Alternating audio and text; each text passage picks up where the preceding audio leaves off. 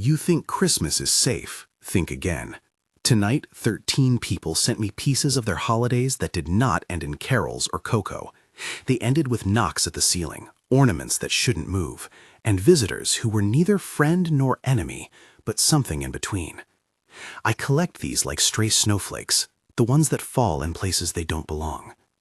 The people you're about to hear spoke to me directly, sometimes through messages, sometimes through trembling voicemail. Every voice kept one detail in common.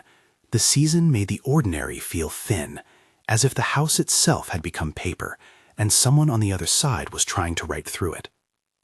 Before we begin, a small thing. If you want more of these, subscribe. We sift through the internet for the strangest holiday nights so you don't have to sleep through them alone. 1. 3 knocks, answered. The first time it happened, I blamed the pipes. Old house, settled floors, a December storm rattling the gutters, logical noises stacked on top of each other. My son was 5 then. He slept in the small room under the eaves where the ceiling slopes low and you can put your hand on the rafters if you stand on the bed. That night I tucked him in and told him a story about a train on a hill. He fell asleep with his thumb in his mouth. I kissed his forehead and left the light on in the hall. Half an hour later, leaning against the kitchen counter, I heard 3 definite knocks. Not a creak or a groan, a distinct, measured set of 3 knocks coming from above my head. I froze because the 3 knocks were the little ritual my son and I had when I would leave the room. 1 knock for I love you, 2 knocks for I'll be back, and the third, always the third, was the silly extra knock we added when we were being ridiculous. It was childish, but it was ours. I called up the stairs. Everything okay? No reply. I walked through the living room and the hallway and stopped under his bedroom. The house smelled like cinnamon and pine from the candles we kept on the mantel. The lights hummed, the heater clicked. 3 knocks again, directly above, on the plaster of his slanted ceiling, as if someone was answering us from the beams. I climbed the narrow stairs, heart full of a parent's stubborn logic. A branch, a tree settling, a raccoon on the roof. I opened his door slowly and found him facing the window, wide awake, small shoulders tense under the blanket. His eyes were bright as coins. "Who's answering?" he asked without fear. "I answered you from downstairs," I said. "I knocked back because you did the silly knock." He nodded like it made sense. He was calm. I hugged him and sat on the edge of the bed, listening. Nothing till the clock struck 2. Then 3 soft taps, right beside the sloped ceiling, as if someone had been hovering on their elbows. The taps were so precise they might have been fingers. I spent the rest of that week pacing the boards between the kitchen and his room. My wife didn't hear anything. She worked nights then, and when she slept, it was the deep sleep of exhaustion. Friends suggested drafts, settling, our imaginations. But the nights kept bringing smaller signs. His stuffed train would be on the floor, even if we had set it on the shelf. The window would be open a sliver, though no one had opened it. It stopped after a month. Not because we fixed anything. It stopped because my son, who had been so small and brave and matter-of-fact, told me one night over cereal that the man in the attic had knocked back when he had knocked, and the man said he missed his child. My son didn't say ghost. He said he missed his child. There was a tenderness to his words that made my stomach drop. We moved the mattress to the floor to make him feel safer. He slept through it the next nights. The knocks never came back. The house settled. My wife packed away the little train and put the box in the attic where we keep things we don't expect to need again. I thought I had put the story to rest. A small pocket of winter we folded and set aside. Then, 3 years later, when we returned to visit during the holidays, the attic door wasn't closed. The small wooden train sat on the top step, as though someone had set it down there just minutes before. No one in our family had been up that night. When I carried the train back to our son's room, it was still warm. 2. The bell on the mantel. I know this sounds silly. I shouldn't be telling the internet anything that sounds silly. But the bell on my mother's mantel had been in our family longer than anyone living. A small silver thing with a ribbon, the kind you ring and it makes a soft, old-fashioned chime. After she died, our house felt like a pocket without air. My sister came home to help me clean, and we kept everything that smelled like her. Her coat on the peg, the mug she used for tea, the bell. The first Christmas without her, we put up the tree and hung all the ornaments. People do that when the person who used to smile across the room is gone. You make the room look like they are returning for a moment. We argued that night in the kitchen about things that didn't matter. Who would take the couch, whether to sell the old station wagon. It was heated, words sharper than they needed to be. In the middle of one sentence, the bell rang. Not once, twice. Twice because we both refused to stop speaking. It wasn't loud, but it had that silver clarity that slips through whatever noise you think will cover it. We both turned. The bell was on the mantel by the fireplace. No one had touched it. No breath of wind could reach the living room because the windows were closed. My sister laughed at first, then went very still. "It's Mom," she said. She wrapped her arms around herself as if hugging a memory. I felt ridiculous and comforted at once. We both told the story to our 3-year-old niece, who made a game of it, ring the bell and shout, "Grandma." And for a while, the bell was proof that she was there, in the little ways that matter. Then ornaments started turning. Not falling, turning. The ones shaped like hearts, little ceramic things we hung because my mother liked them, kept facing the hallway, as if looking toward the front door. Each morning we'd find them rotated, all turned the same way. Once, my sister found one at the bottom of the tree on its back, paint intact, breathless as if it had fallen by accident. Another morning it was propped, like a sentinel, staring down the hall. We started leaving notes by the mantel. Silly, childish notes. "Mom, I miss your pie. Do you like the new wreath?" Nothing serious. The notes were answered every so often, not in handwriting, but by the bell ringing in the middle of the night when no one was close enough to touch it. Sometimes it chimed once, like an acknowledgement. Other times 3 quick rings, the pattern of our family's wedding bells. Once a long, slow toll that vibrated through the floorboards and left the cat sitting in the doorway like a statue. The house felt watched in that small, maternal way, like someone folding a blanket over you. But then, this is where it turned odd, a week before New Year's, a Thursday, the bell rang and kept ringing. It didn't stop. I told myself it was the ribbons catching on the hook. I went to the mantel and the bell swung once, as if by wind, but there was no wind. My hand reached to stop it and the chime filled the room, long and resigned. The cat leaped as though someone had called it by name. The heart ornaments were turned to face the hall, and the note I had left, "Are you okay?" was gone. In its place, a single pressed leaf from a plant that had been in the foyer a year ago. The stem was brown. The leaf was folded like a small, careful hand. We packed a box of the small things we associated with my mother and took them to the attic. We talked about selling the house. The bell stayed on the mantel. A month later, on a mild night when the streetlights made the snow look like powdered glass, the bell chimed on its own in the empty living room, while my sister and I stood in the kitchen. We walked in and found the tree leaned at a dangerous angle as if some invisible child had grabbed the top and pulled. The cat sat at the base, tail flicking, eyes too wide. We didn't hear the bell ring again, not audibly, but in the quiet after that night, when we were both awake and listening, we both heard a sort of distant chiming that lived on the edges of our hearing rather than in the room. Each time it came, it felt less like a summons and more like a statement. Someone had been here, they had approved, they were leaving. When my little brother died, it split everything into before and after. He was 12, and his laugh sounded like fireworks at fair. My parents turned to each other with that blankness people wear when everything feels raw and permanent. The house was a museum of good things that suddenly hurt. We held the funeral on a gray December morning.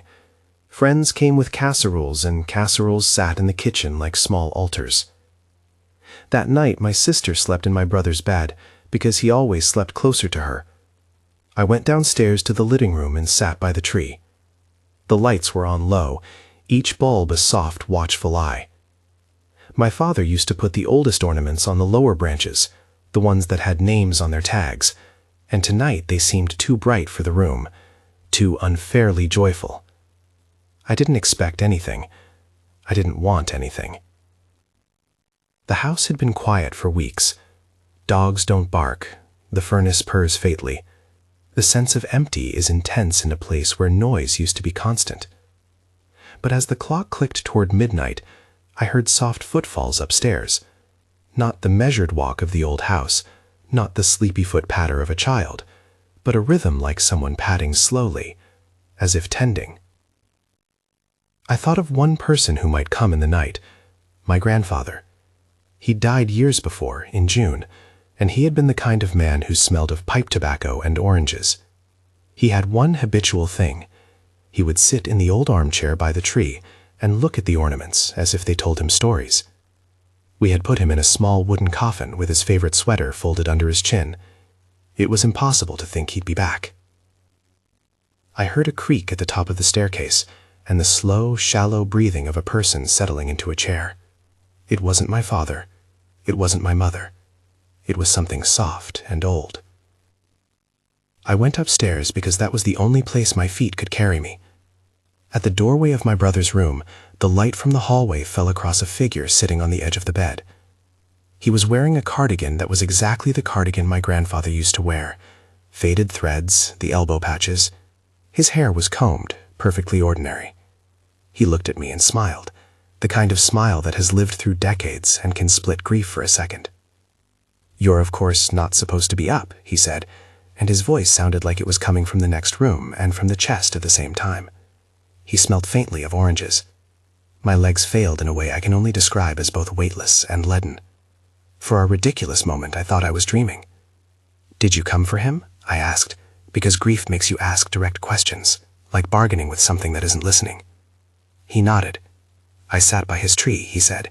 "He likes the blue glass one."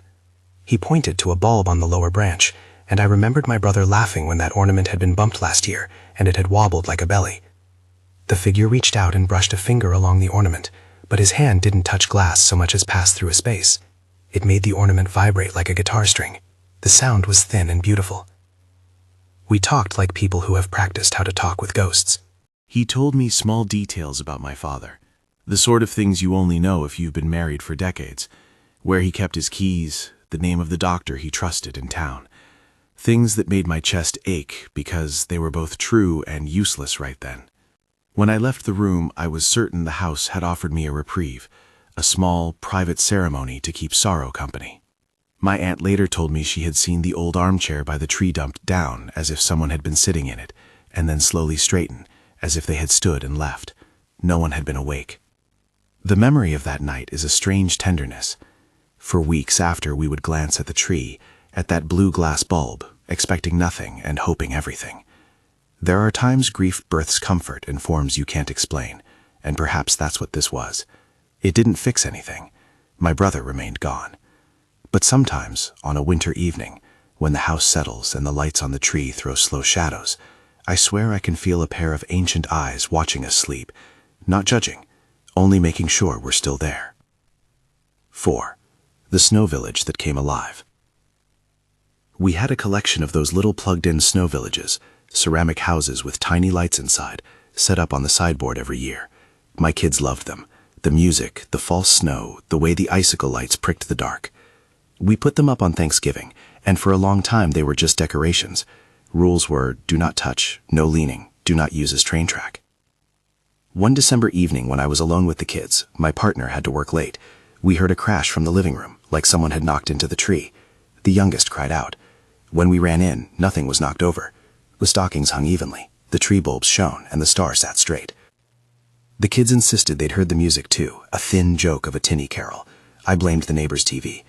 The snow village was where we'd left it, houses arranged with the plastic lampposts and paper trees. But when I turned on the lamp to get a closer look, one house was lit from within, the warm amber of its window glowing, though the village's plug was turned off and the others were dark. The light pulsed like a heartbeat. The 3-year-old whispered, "It's awake." He blinked up at me with complete belief, as if I'd been denying an obvious fact. The cat, normally blasé, had his ears forward and his fur was bristled.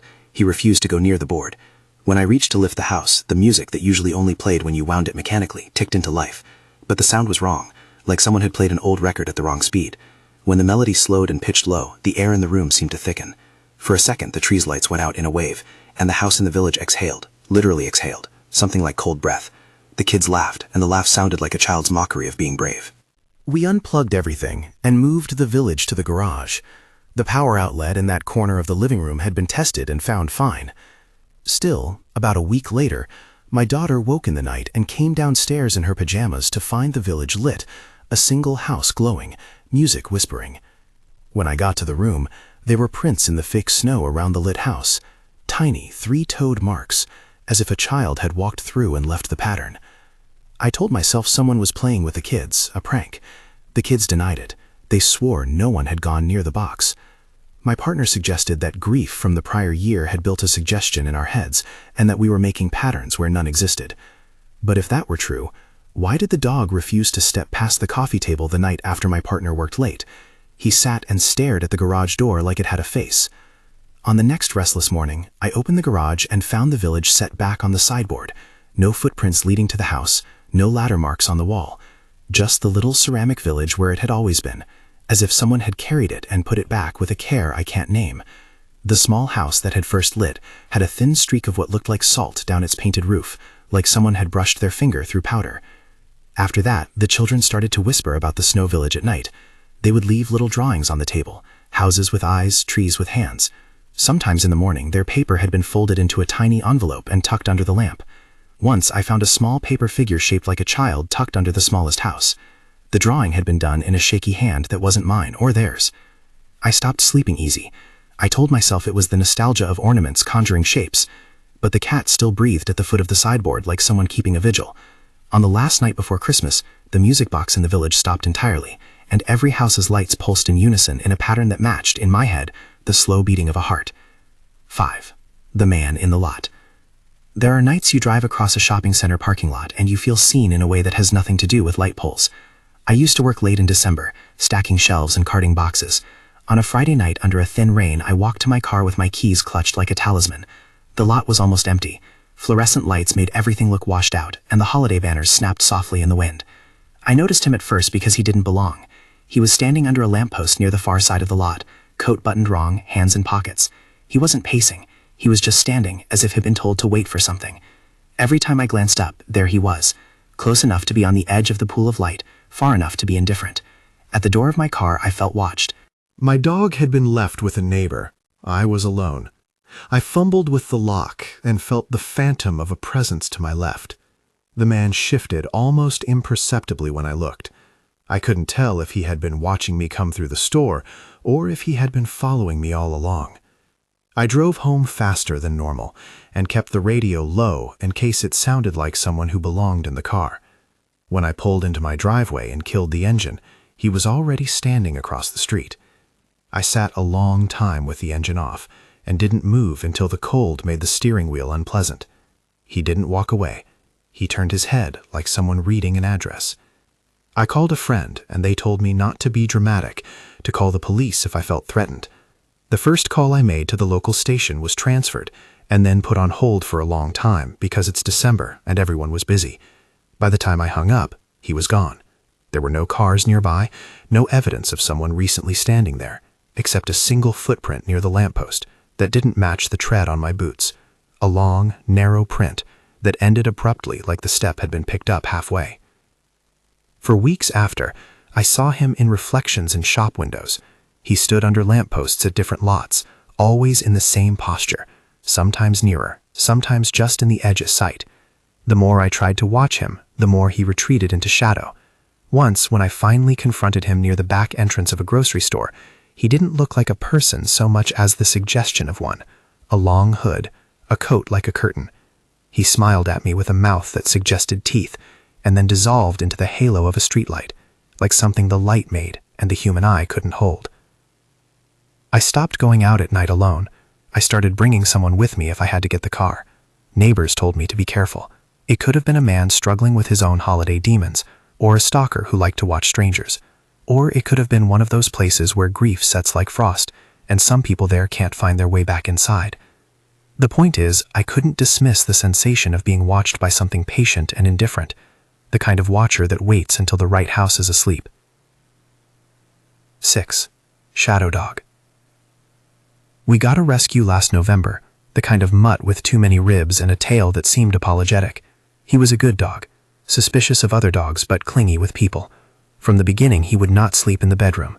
He would stand at the foot of the hall and stare toward the attic stairs and growl softly at nothing. At first, my partner and I laughed. "He's territorial," we said. "Old place, new dog. Give it time." On the first Christmas after we adopted him, we hung the wreath and set the lights along the roofline. The dog watched the lights like a sentry and refused to chase the cat who found new bravery in holiday chaos. At midnight, he leaped off the couch and hauled himself to the door like a power line clicked on in his body. He wouldn't go outside, but he stood and their hairs bristled all over his back. He walked the perimeter of the living room 3 times, and on the 3rd circle he stopped and fixed his eyes on the shadow in the corner. There was nothing there in shape. The lamp threw a pool of light, and the shadow pooled like oil and stretched into the corner in an unusual way, long and low and vaguely canine. It had a neck the length of a man's and a body that blended into the wall. The dog stood nose to shadow and hummed, a low sound that wasn't quite a growl and wasn't exactly a whine. At that point, my partner flipped on every light in the house, and the shadow didn't vanish. It simply shortened, as if pressed. The animal didn't bark. He sat and regarded it like a judge waiting for a verdict.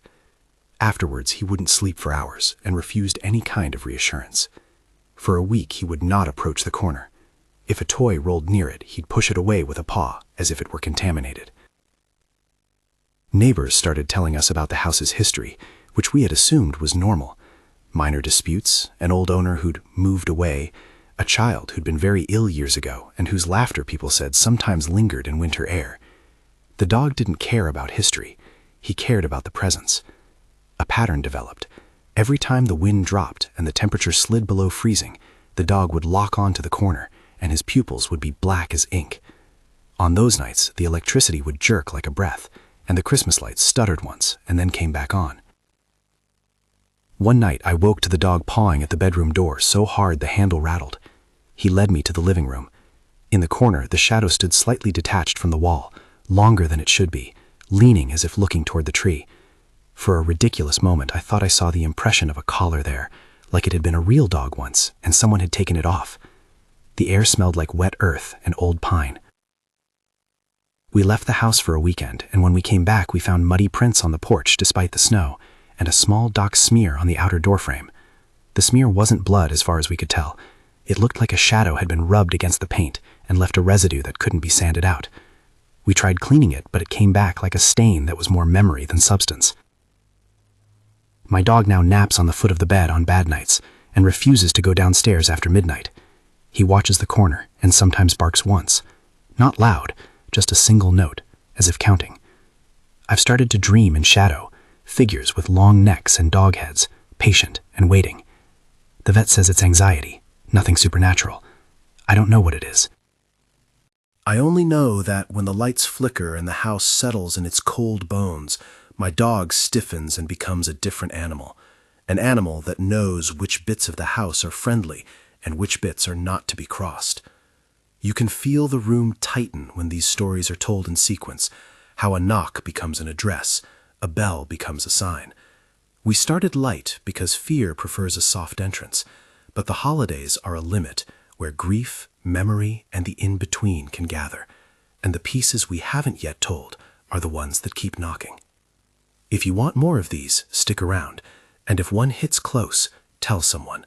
Not like we're advising you to act, just don't sit with it alone. There's a different kind of small horror that happens when the household objects turn traitor.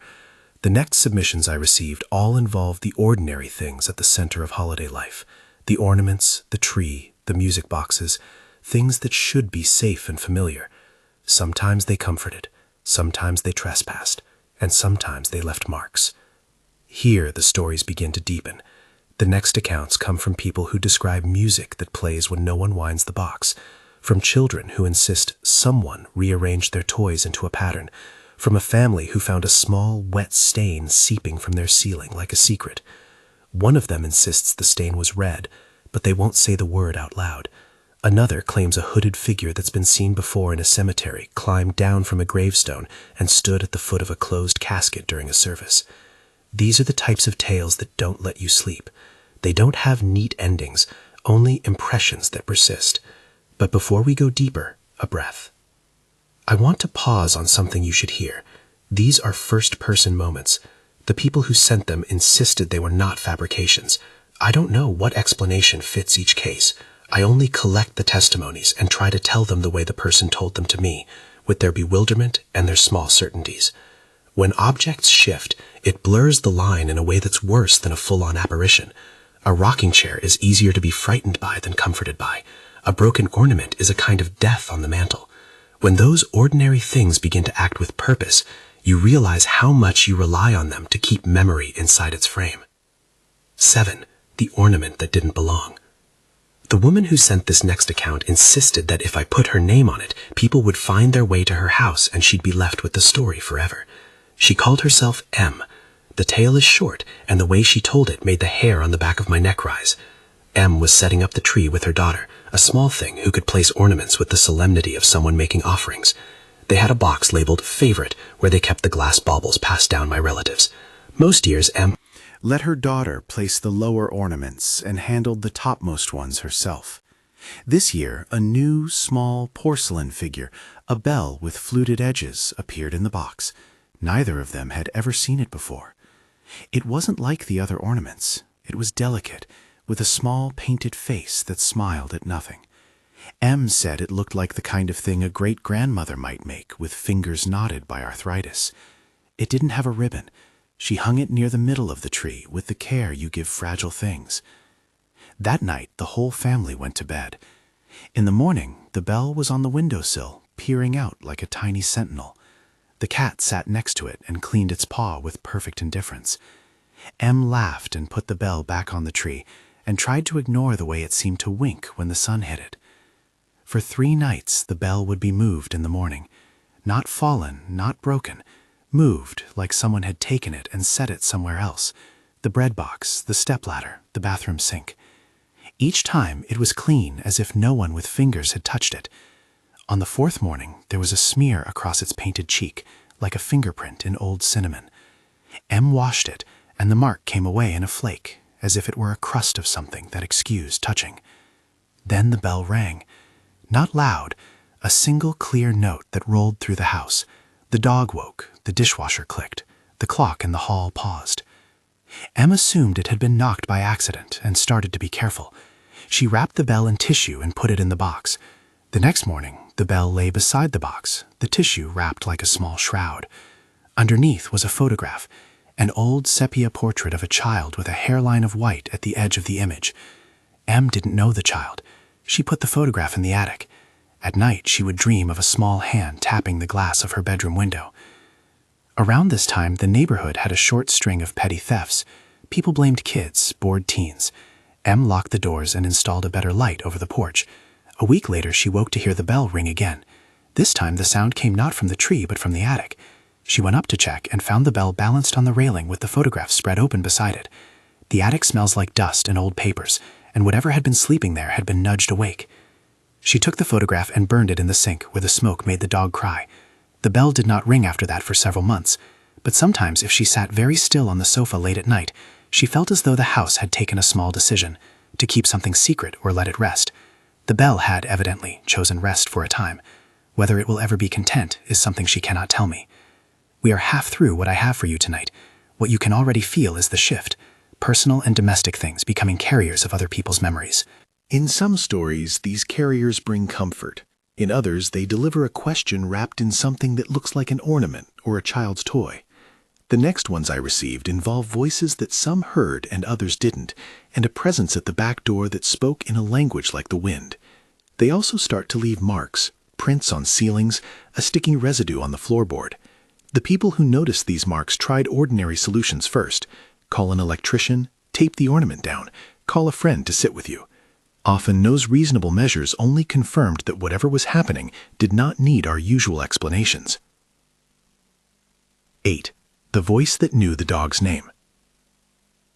I get a lot of stories about pets. They are sensitive to what we ignore. This came from someone who lived alone with a big black dog that had the patience of a saint and the habit of sleeping with its head on the front step. One cold night, the owner, who I'll call T, heard the dog whimper in a way he had never whimpered before, a small, pointed noise that spoke of a disturbance at the threshold. T was half asleep. He heard the front door open and close softly, like someone who'd had keys and knew how to make nothing clumsy. The dog bounded to the doorway and started barking at the steps, one of those urgent, unembarrassed barks dogs use when sound needs to be made. As he swung his legs over the bed, T could hear a voice on the porch, low, thin, conversational. It called the dog's name. Not, "Hey dog," but the actual name, precise, as if the person had been inside the house for years and the dog had been bred to answer it. The dog froze, tilted its head, then crept to the door and lay down with its chin on the threshold. T went to the window and watched the porch from behind the curtain. The streetlight made everything around the steps silver. There was a figure on the porch, but no face, just a smear of coat. It didn't look at the window. It stood still like someone practicing patience. The owner opened the door a crack. He didn't ask questions. He did not threaten. He asked on impulse because words move better than fear. Who are you?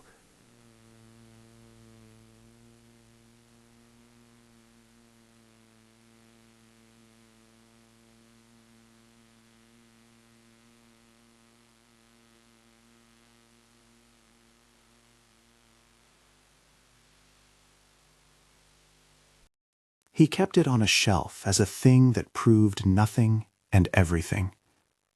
9. The porch figure. The woman who sent this next one lives in a town where the cemetery sits high above the houses like a pale city. She used to go every year at Christmas to clean the stones, to leave a wreath on her husband's grave. This was the second Christmas after his death, and the ritual had become the thing that measured the months. She left early in the morning while the frost still held in the grass. She folded the wreath and set it on the stone. On the way back, she saw a figure at the edge of the cemetery, cloaked and hooded, standing beside a fresh mound she didn't recognize. She thought it was a mourner at first, someone else tending to a grave. The figure didn't move when she approached. It simply watched her through a face the hood obscured. That evening there was a visitation at the chapel, and she saw the figure again at the back of the room, near the casket. No one else seemed to notice them. The family. 9. The porch figure. She saw him again at the visitation, standing by the back wall, like a shadow someone had hung from the rafters. The chapel hummed with the same thin light that seems to gather at funerals, fluorescent kindness on polished shoes, the soft clack of programs. People talked in the way of people who carry sorrow like a cut-glass bowl. She kept thinking she had imagined the figure at the cemetery, a trick of the early light on a hood. At the chapel, there was nowhere for light to be wrong. He was at the back, hood pulled low, hands folded. He didn't sit like a mourner. He didn't move when bodies shuffled in and the pastor adjusted his voice. He watched the casket the way someone watches a machine that will never run again. Once, when the organist struck a chord too high, she saw the hooded head tilt in the exact rhythm of the music, as if listening to an internal score. After the service, a woman fussed at the wake with platters and coffee. Others spoke in soft bursts. No one in the immediate circle seemed to have noticed him. He stood like a shape someone forgot to remove from the stage. She left with the wreath folded across her arm and that image of the hooded watcher in her mind, and when she walked up her porch steps that night, there he was again. Only here he had turned his back to the street, as if guarding something small and invisible. She felt absurdly angry at first, as if a mourner had the gall to be so theatrical. She called out, "Do you need help?"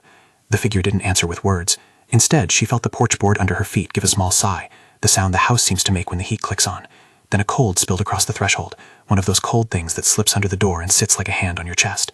He did not look at her. He simply reached out with one gloved hand and placed a wreath against the railing, careful as someone tucking a blanket around a sleeping thing. When she stepped closer, the evergreen needles brushed her palm and left a trace of resin that smelled suddenly of earth and damp. The wreath had no bow. Tucked beneath the needles was a scrap of paper, folded 3 times. On the paper was written a single name she did not recognize, in a script that looked like a photograph of somebody else's handwriting. She asked him, politely, bewildered, why he had been at the cemetery and why he kept returning to the chapel. The hooded figure turned his head a fraction. For the slimmest moment she saw a face, not a face so much as the suggestion of cheekbone and shadow, and in that flicker she felt like someone had put a coin over the top of an old well. There was the sound of something small laughing nearby, like the clack of a child's wooden toy. He didn't say anything she could understand. He did, however, point with one long finger toward the doorway of her home, and then toward the casket in her mind, and then to the blank space where her husband's life had been. It felt less like he was pointing a finger than like he was laying a bookmark in a book that had not yet finished. Then he walked away, slowly, with the same purpose he had in the cemetery, down the street and around the corner until a streetlight swallowed him. In the morning, the wreath she had bought for her husband lay on the porch with the scrap of paper folded under it. The name on the paper matched none of the records at the town hall. When she tried to burn the paper, it would not catch. It browned at the edges but remained intact. She put it in a drawer and forgot it until months later when her granddaughter found it while looking for a button. The girl opened it like a small thief and laughed. "Granny, someone left us a secret," she said. There are people who go to cemeteries and feel safe. They find patterns and names and close them up in their palms like stones. There are other people who sit at the edge of the sleeping place and simply watch the living go on. Whether he was a guardian or a hawker of grief, she could not tell. All she could be sure of was this: He left things in gentle, impossible gestures, wreaths, folded names, a sense that he had been keeping time with other people's mourning. And sometimes, very late at night, she would wake to the sound of sand being dragged across a porch board and the faint smell of damp earth, as if the street had come inside and taken a breath. 10. The ceiling bloom. They found it just after dawn, under the skylight by the dining table, an oily red stain that had not been there the night before. It wasn't the bright, shocking red of a movie prop. It looked like something old and thirsty had worked its way through the plaster and was trying to remember what it had once been. It spread in a slow radial pattern like a bruise that had been left to bloom without hands. The dining room was full of the remains of the holiday. Glitter on the surface of the table like tiny wrong stars, half-unwrapped gifts, a plate with one stubborn cookie. The kids were still asleep. The dog sniffed and backed away, ears flat. Their first thought was roof leak, a pipe burst, condensation, something the insurance company would cheerfully tell you to document. They put bowls out.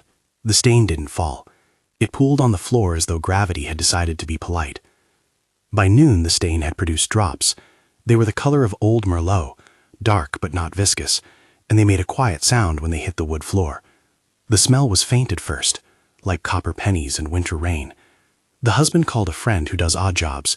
The friend prodded and took pictures with a flashlight. Nothing above showed any wetness. The skylight, when cleaned, was clear as a confession. They taped plastic under the ceiling and scanned the attic with flashlights. There were only trunks up there, a string of boxes that smelled of cedar and dust. A single shoebox sat open with a child's mitten folded inside.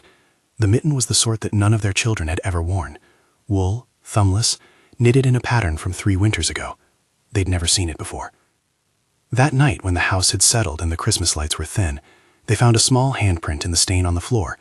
It was not a full hand, only 5 shallow crescents like the impression left when wet fingers drag. That was the moment they stopped treating it as a maintenance problem and started treating it like a visitor. The older boy, who had been skeptical of anything beyond batteries and screws, refused to sleep upstairs. He asked to sleep on the couch with the guys, and his voice had the urgency of someone who decided to shift allegiance to the soft furniture. Over the next 3 days, the stain changed. Sometimes it would drip, then dry, then drip again. A neighbor's electrician poked his head in and swore he'd never seen such a pattern. The contractor said maybe it was leftover paint or rust from something in the roof, but when they sent a sample to be tested, it came back as mostly water with an odd mineral content and a small fraction of organic matter that labs refused to identify without a full slate of paperwork and a check. Then, the night before Christmas Eve, the stain bloomed out toward the center of the dining room, and a few drops rose like beads and hung from the chandelier like small dark ornaments. The children were asleep. The parents sat and watched with coffee gone cold. The dog sat directly under the chandelier, staring up as though cataloging the drops. When a drop finally fell, it spattered against the placemat and left a ring the exact size of a child's coin. They found a small toy soldier standing beside the ring, placed there on its feet as if someone had put it down with ceremony. They put the soldier on a shelf. The stain stopped moving for 2 days. The family considered moving. Instead, they swept out the dining room and tried to forget. One morning in January, the stain had vanished. The ceiling was clean, the skylight transparent. No drops, no stains. The contractor shrugged and said sometimes houses surprise you. But inside the box in the attic that had been left open, the mitten had been folded across the top of the shoebox, like something had used it to wipe its hands and then left it there to sit in the dark. The family found a note tucked beneath the lid, written in a child's scratchy hand. It read only, "Sorry about your lights." They didn't know what to apologize for. They left the attic alone after that and kept the minister's number in their contacts. There was a kindness to the last thing, the small soldier, the folded mitten, but it sat beside a mystery that had left the house more cautious about the trust it placed in its own ceilings. 11. The child with the red scarf. The tree fell when the 3 of them were out making last-minute returns. They came back to a living room that had the sudden disorder of an animal's dream. Ornaments lay in small cradles of broken glass. One strand of lights was twisted like knitting. The tree had been pushed with enough force to leave a crescent impression on the carpet. The baby monitor by the dresser was static, and the dog sat in the doorway shaking like a leaf. At first they thought it was a prank, the reaction of teenagers or sanctioned chaos of relatives. But the security camera, the cheap little door cam they'd installed after a porch package was stolen, had footage. 3 minutes of night with nothing but the glow of the streetlight, nothing moving except the leaves of the potted fern on the landing. At exactly 2:12, a child's laugh came through the camera's audio, high and quick, like glass on ice. A shadow crossed the frame, small and live, and the next second the tree leaned as if someone had taken hold and given it a shove. They rewound the video and slowed it down. A figure in retro clothing, short trousers, a small cap and a scarf knotted in front, appeared for a breath, and then nothing. The quality of the footage turned the figure into a smear, but the red of the scarf remained in the pixels like a sore that wouldn't fade. The dog would not go near the tree for 3 nights, and the youngest child, who had been sleeping with a stuffed rabbit, woke in the morning with the rabbit's ears soaked in an unknown wetness that dried to a pale salt. Neighbors offered explanations, draft, a raccoon, but no animal could reach the top boughs, and the marks in the mid-branch suggested hands. The father hung the camera lens out of a window to test for wind and found no evidence that night. The mother started finding little paper dolls folded on the mantel, cut from old Christmas cards, sometimes in pairs like a family. The dolls were drawn in a clumsy hand and had small red scarves glued around their necks. The little girl, 7, mouthful of toothless smiles, began to talk to an invisible playmate at dinner. She said it was a boy whose name was Tommy, and that Tommy liked the soft blue bulb on the 3rd branch. When she described him, she used words that made the adults' throats tighten, the way his cap had a tear at the rim, the tiny nick on his knee, the way he hummed a nursery rhyme off-key when he slept. Once, when the mother was tucking the girl in, the child whispered, "Tommy said he's lonely. He said he used to have a brother. He said the house smells different now." One night, the mother woke up because the covers were pulled down, and the dog was at the foot of the bed with its body trembling. In the living room, the tree was back upright. The baubles were turned to face the couch. The mother found a single small midden tied to the topmost branch with a string of old tinsel. It was the type children used to wear, knitted with a pattern of tiny stars. Inside the midden was a scrap of paper, and on it a child's scribble that read, "Keep him with you." They moved the mitten to a jar and took it to the local thrift store to see if anyone recognized the pattern. No one did. The jar remained on the shelf of the living room, a small reliquary for something neither alive nor fully dead. The girl's drawing shifted over the next weeks. More houses with eyes, more little boys with red scarves. The laughter on the monitor never came again, but sometimes late at night the mother would hear a soft humming near the tree, the tune the girl had described as Tommy's lullaby, and she would wake with the impression of a small hand smoothing the banister as if to steady itself. 12. The Watcher in the Robe. This one came from a funeral director who had been doing the job for 30 years. He didn't tell ghost stories for kicks. He'd learned early to keep a poker face that respected sorrow. He told me, in his clipped, efficient way, about a client whose body had been laid out in the chapel for a Tuesday service. Family came and sat in clusters, talking in the low conspiracies of kinship. The director made sure the lights were calm. The cedar smell was soft. At the back, by the folding chairs, a man in a dark hood stood and did not move for the entire visitation. He didn't have the posture of a man waiting for the program to end. He faced the casket like a man in a theater who has come only to watch one actor and refuses the exit. When the family thanked the director at the end of the day and left with their casseroles and their small formalities, the hooded man stepped forward and stood at the foot of the casket. The director couldn't see a face at all, only a hollow where a face might be. He asked the man if he needed assistance with anything. The man, without turning, placed a wreath on the foot of the casket. It was not a wreath of flowers. It was a ring of thin, yellowed grass bound with twine and studded with tiny bones that could have been seeds or could have been something else. The casket's lid put a small dent after that, as if something heavy had pressed there and then been lifted gently.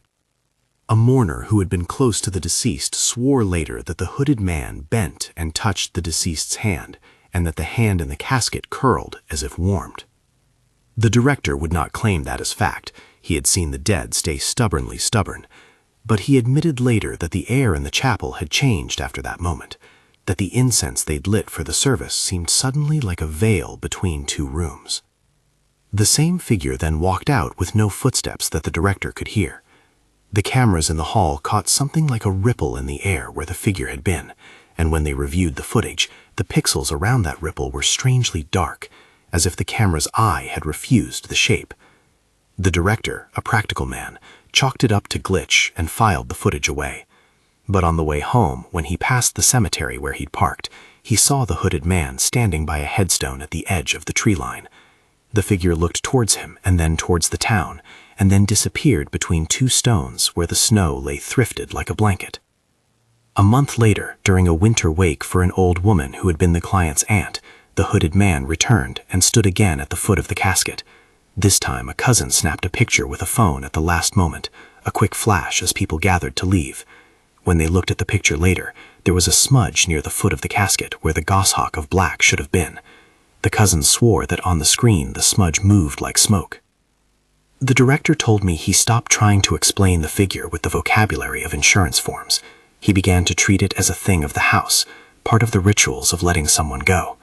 He found wreaths in improbable places afterward, hung on the church door in the morning, left on the steps of a closed home, little rings of grass binding the way as if someone were marking a series of doors to pay respect.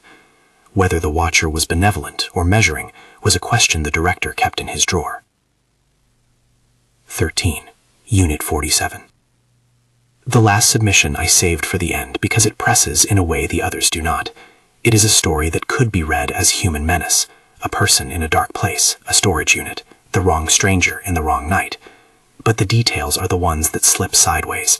The smell of soil on a concrete floor in midwinter, the child's laugh in a space that hates sound, the way a human shadow refuses to cast the right length.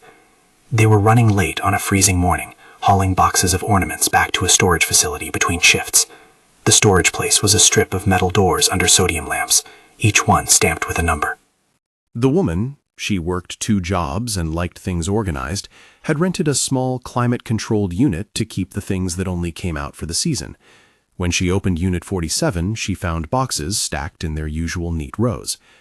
She looked in to see if anything had shifted and saw, at the far end of the unit, beyond the siege of boxes, a pair of boots.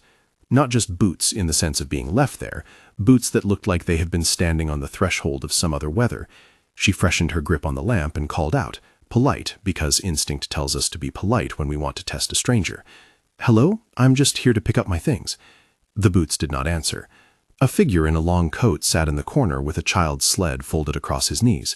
For a long moment she thought it must be a homeless man hiding from the cold, someone who had found heat by being close to human storage. When she took a step in, there was the sense of a room's air being rearranged. Dust that had settled for years stood up like a flock of birds. The man looked at her then, and for the first time she noticed his hands. One had fingers like the rest of us. The other was wrapped in a glove so thin that the seams made it look like someone had sewn shadow. He smiled with the small caution of a person who knows how to be small in a place where he does not belong. "You shouldn't leave these alone," he said without anger. "They remember what was theirs." She asked him if he needed help. He shook his head. He said quietly, "They come back in winter." She backed toward the door and felt, briefly, as if she had stepped into another person's memory. The scent of the unit changed, no longer plastic and dust, but cold earth and something like cedar and deep-rooted sadness. She slammed the door and turned the lock and drove the way someone flees their house in a storm, lungs full of the wet light of panic. The thing that eroded the neatness of that story was not the man. It was what she found in her car when she got home, a small mitten tucked under the windshield wiper, damp as if it had just been removed from a child's hand. The mitten was not hers. It had a pattern she had never seen. Inside, folded tight as a little sleeping thing, was a cigarette-thin strip of paper with a scribble, "We like to visit the boxes where we used to live." The neighbors across the street had been traveling and found their porch strewn with twigs and a line of tiny footprints leading to the base of their steps, and then stopping as if whoever left them had taken the last stride home. She went back. She called the facility manager, who came with a flashlight and a polite badge and a laugh that tried to steady things. Unit 47 was closed. The lock was intact. The boxes that had been at the far end of the unit were now neatly stacked near the entrance, with one box open and empty, as if someone had taken only one thing: a tiny wooden sled with paint stripped in a line along its runners. On top of the box, someone had scrawled a child's name in pencil that did not match any of the family members she knew. The manager said it might have been teens and that they'd lock the gate at night. But the woman kept finding small signs. At home, she would open the closet and find a small dried leaf folded like a bird. Once she reached under her pillow at night and found a paper doll folded into a perfect triangle. Each time, the thing was harmless in the way of tiny relics, and each time it felt like a statement. Someone had passed through the life she kept boxed and had left a breadcrumb to say they had been there. The man in the unit never responded to calls or to the polite note she left. He was simply one of those presences who might have been someone's guardian and might have been someone else's trespasser. On the last day of December, she drove past the storage facility on her way to work and saw a figure standing under the sodium light at the far end of the strip, hands in pockets, scarf wrapped so the mouth could not be seen. He was watching the doors. When she slowed the car and looked directly at him, the man lifted his head, and the rawness of his face was not a face at all, but a place where years had gone blind. He lifted a hand in a little, careful salute and walked not away into the town, but toward the tree line behind the facility, where the snow lay like a sleeping thing. We could end on the neat moral: don't go into storage units at night. Keep your things close, lock better. But these stories are more slippery than that. They leave us with questions. What counts as a home? What do the tiny things we keep for memory become when their people leave? How many of these small presences are simple echoes, and how many mean to be invited back inside? They don't like to be boxed. The last one is meant deliberately to hang like the scent of pine when you open a drawer. It gives you the small, impossible detail, a mitten left under a wiper, a child's name in pencil, and asks you what you do with it. Would you keep it? Throw it away? Fold it carefully and put it in a shoebox you never open? The answers are private, because the fear these stories leave in us is private. It sits under our coats like an extra glove, there if you reach for it, unseen by those who are not looking. We began tonight with soft things, knocks, bells, grandparents' chairs. We end in the liminal places, the threshold, the attic, the storage unit. That was planned, not because I like to be cruel, but because terror travels best when it begins in the comfortable places you trust and moves toward the cracks where your home's armor is thin. The holidays are always a time for memory, for pulling things down out of the dark and looking at them. Sometimes, apparently, the things look back. If one of these struck close, if you felt a knock that didn't belong, or found an ornament moved with no explanation, you don't have to be alone with it. Call someone, tell a neighbor, put your coffee mug down and let someone else sit in the room for a while. I don't mean to sound like a safety brochure. I mean the house breathes differently when you are not the only warm body in it. Thank you for listening. If tonight left you with a shiver, go watch Killer Orange Cat. They read stories from the same patch of internet, and their voice will land like a different kind of night watch. If you have a story, something small, impossible, domestic, and strange, send it in. We read them all. We keep them like a collection of odd snowflakes, one by one. May your light stay steady, and if something taps, listen to it like you would any old family story, with suspicion, with curiosity, and with someone else in the room. Happy holidays, stay warm, and keep your mittens inside.